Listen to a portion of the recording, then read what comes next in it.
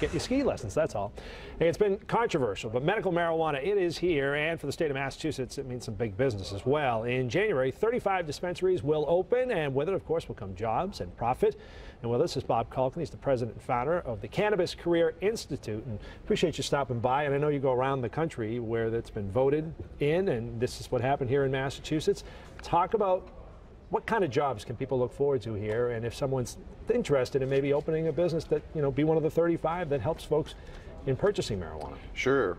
With marijuana being poised to be $1 billion industry worldwide, people are looking for jobs and wanting to start their own businesses, so they can either start their own job and provide jobs, or they can become a bud tender, a grow master, or any of the other jobs that are in the industry. What's the first step? I mean, you're here in town this weekend. Explain why you're here. You're going to be out the Sheridan Back Bay, correct? Yes, we train people to start their own marijuana business or to get involved in the industry in whatever way they can.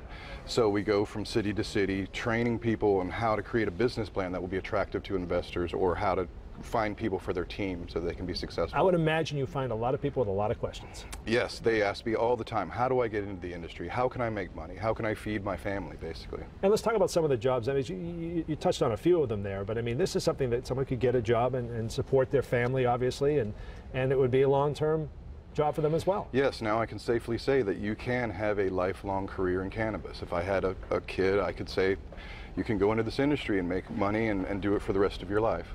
So when people go to this workshop that you're going to have on Sunday, what will they find out? What will you say to them?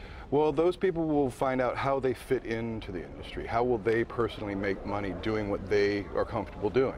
There's a lot of people that are going to be growing and distributing the marijuana, but there's so many other jobs that don't have anything to do with actually touching the marijuana. Sure. The service industries and the product industries that are exciting also. And let's talk about this, because the growth is phenomenal. I was looking at some numbers here. Job openings have grown 3,000% since 2005. Is that because there was a low multiple to begin with? Well, we started at ground zero, right. So yeah, it's going to be exponential, the growth. And your organization, in the middle of a nationwide search for, you know, people who would want to work in this industry and now have the opportunity in certain states where it has been passed as far as on the voting ballot. And let's talk about that, because how does Massachusetts rate compared to other states? Are we a small state, medium state, large state? When it comes Massachusetts is a large state. It's going to be one of the larger marijuana markets in the country. Now, you're based in Burbank, came out here today. You're going to be here throughout the weekend.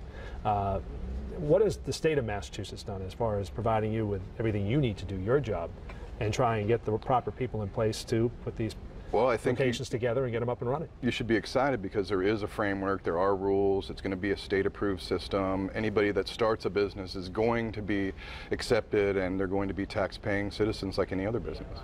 What about just people's viewpoint when you tell them what you do?